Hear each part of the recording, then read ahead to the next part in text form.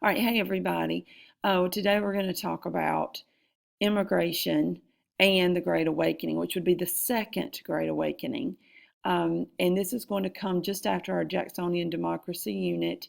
So we're talking late 1830s and will lead us up to the rise of major sectionalist problems in America. So the questions say, why did the Know Nothing Party rise up? What was the message of this second Great Awakening? And who's the most prominent preacher of this time? So this is a new unit, okay, Unit 6, Immigrants and the Great Awakening. So immigration is where we're going to start. 1850 to 1860 is going to see a massive influx of immigrants, over 5 million during that time period. They're going to leave because of violence, political problems in their home country, starvation, poverty. So lots of problems. I'm covering just this time period leading us to sectionalism, but I wanted you to see this. The immigrants are going to continue to come up to the Civil War. That will put a halt to that, and then they'll start again after the Civil War is over, well, a little later than that, 1880. Okay, so they're leaving because of problems in Europe. Now, not necessarily England, but specifically here, Ireland. 2 million Irish are going to leave and come to America due to a famine, which is a lack of food, specifically the potato famine. So they're unable to harvest potatoes, and because of that, you have major starvation because potatoes were the main source of their diet. They're willing to, I'm sorry, I skipped Germany. The second largest group is immigrants coming from Germany, 1.5 million. So today, a lot of current Americans can trace ancestors back to Germany, back to Ireland, and other countries in Europe. They're willing to work for very little. I mean, they're absolutely desperate. They just wanted to get out of where they were and find a good paying job or a job, okay, something where they can make a living. This is going to hurt union activity because you got all these immigrants coming in, and the Americans living here are not going to be employed anymore because these immigrants are going to take their jobs because they'll work for less. That's just common sense. You see the rise of the Know Nothing Party. So they are a nativist group. I'm going to talk about nativism all the way through American too. So nativism is a term that you need to know for native born, and it is a type of hate for anyone not born in America. So they're against immigrants, and they want to delay their citizenship, and they want to delay immigrants receiving the right to vote. And it's so underhanded that when they're asked what they're doing, they say, "We know nothing." So that's their statement. It says immigration to the United States adds to the already changing times, changing religious beliefs, changing literature, art, more African Americans coming in, more women. Okay, so I have something quick to show you. There's been this debate, is Trump a nativist? So this is very early on. I can't even tell you what date. You might say it on here, but this was maybe 8 months ago. It could have been more than a year ago. But he was asked specifically about immigrants coming into the United States, and he made some pretty damaging statements, and I want you to see that right now to prove nativism isn't dead. Now, on immigration, in the poll, that was an area of weakness for you. You have been widely criticized, Donald, as you know, for offending immigrants in your announcement speech. I want to just play again exactly what you said in that speech. Here you are. When Mexico sends its people, they're not sending their best. They're not sending you. They're not sending you. They're sending people that have lots of problems, and they're bringing those problems with us. They're bringing drugs. They're bringing crime, they're rapists, and some, I assume, are good people. Now, you've tried to clarify this statement in recent days, Donald, but I guess the question... Okay, so when he said this, then there was a lot of discussion of Trump is a hater of immigrants and a nativist. And I think he later had to sort of retract some of those statements, because in this clip, he sounds like he's saying everyone who comes from Mexico is a rapist and a murderer, and that we know is ridiculous. I think he was trying to say that we don't need felons in our country that are here illegally. And we don't want anyone committing any kind of crime, drug crime, rape, murder against any other American citizen. He just obviously really made a huge error here. And I think this is why some people have reacted the way they have to his election. The point is he a nativist? I mean, I think that clip right there shows you that he has a lack of understanding, at least at that point, which she said was his acceptance. So that would have been the summer of 2015. I'm sure he's gained a lot more knowledge since then, I would hope. And I think that's why he's had to take a stronger stand against those hating on immigrants in his name. Just wanted to point that out to you. The nativism is still around. Okay, so we're going to go on to the next section here, Second Great Awakening. So Second Great Awakening, organized religion that was decreasing. You saw churches membership going down because of the Enlightenment. Religious leaders are going to organize to revive Americans' commitment to religion. It's going to start in Kentucky on farms by farmers and Protestant denominations. So they're going to start having revivals, meetings to awaken everyone back to God. And the basic message is readmit God and Christ to your life. And ministers preach all people could receive grace through faith. So it wasn't really about your works or what you could do, but it was about your faith. Okay? The most prominent preacher of this time is Charles Finney. I'll show you a picture of him. Here's an example of an outdoor revival. So like a tent meeting, see the tents in the background? And people would perhaps stand in those in the heat of the day and come out when it was early evening and cooler and listen to the preachers. I keep hitting the wrong thing there. I mentioned it starts in Kentucky. Here's a great map of that. So you see these triangles are the camp meetings, the tent revivals, and they just start spreading. Up here in New York, this is what we call the burned over district. I'll explain that in a minute. Lots of revivals popping up there as well. So bringing people back to God. Here is Charles Finney, the prominent preacher of this time.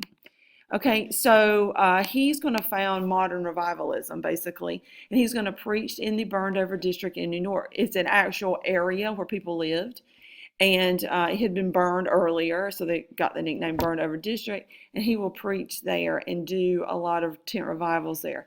He becomes the president of Oberlin College, which opens itself to women and African Americans, so he's very open to that.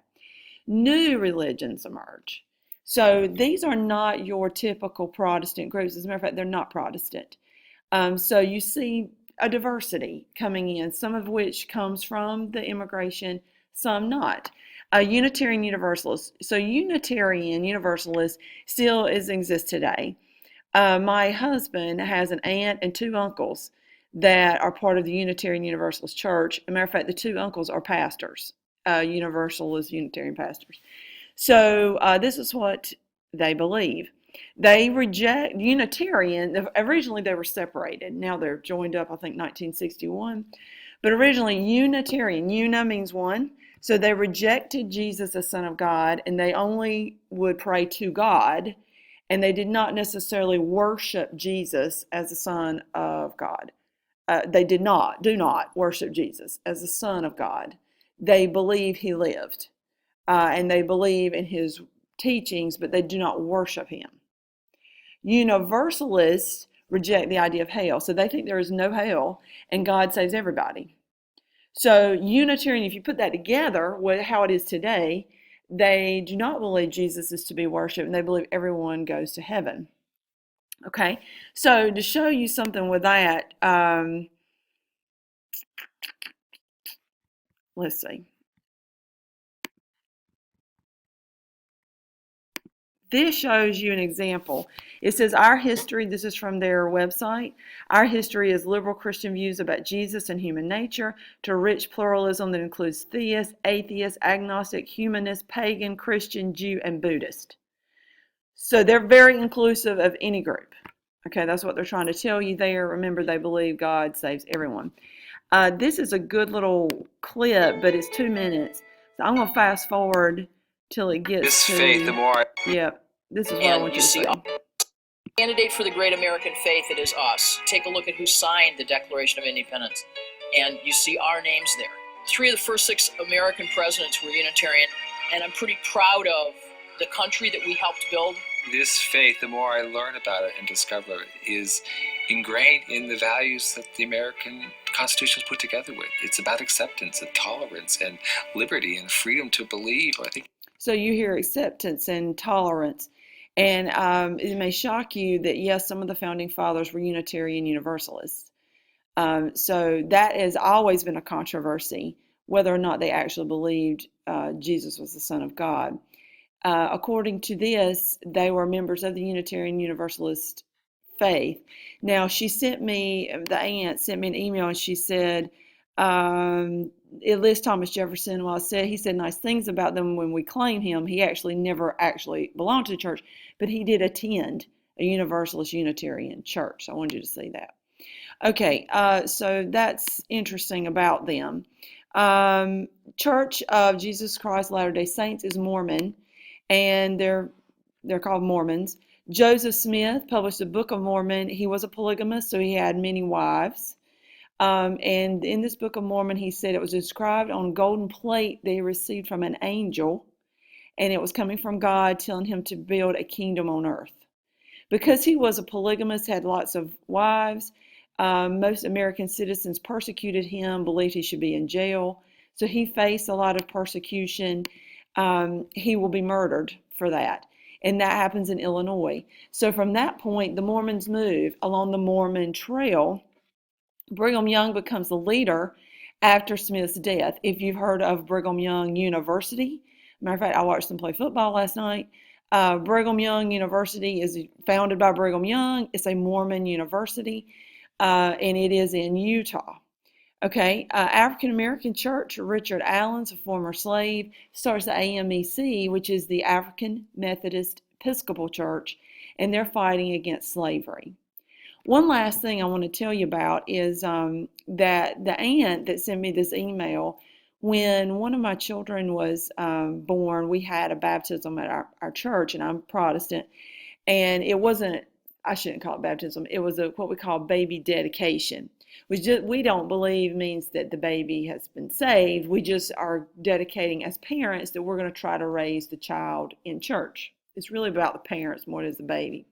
But we invited the family to come. And so the aunt, she lives out of town, but she came and she brought my husband's grandmother and the whole family sitting there. And so the preacher got up and spoke, and then we had the baby dedication, and he spoke some words about us as parents and the church, and that we needed to bring the child to church and raise them right, and et cetera, et cetera. And anyway, when I noticed when we were standing on the stage, my husband and my children, that the aunt was gone. So a church got over, and I walked outside, and she was sitting on steps outside the church. And I said, something wrong? I thought she had gotten sick or something. And she said, oh no, I couldn't stay in there. So I thought that was interesting, that there's always been this friction between Universalist, Unitarian, and their very open belief, and the fact that she could not sit through our worship service because I'm sure Jesus Christ was being preached. So they are very strict about that. They're not going to delve into that kind of faith. So that's just an interesting story for you. I have time to show you. Here's a map of the Universalist Unitarians. And you see there's not that many. This is growth till 2011. Not that many in the United States. I mean, there's a lot in Wisconsin. You see the numbers in the thousands. Not that many groups of them, but they're still very strong in numbers collectively, and they work together a lot through their church. Okay, let's go back to the essential questions. It says, why did the Know Nothing Party rise up in American society? Because so many immigrants are coming in, taking jobs, and the Americans don't like it.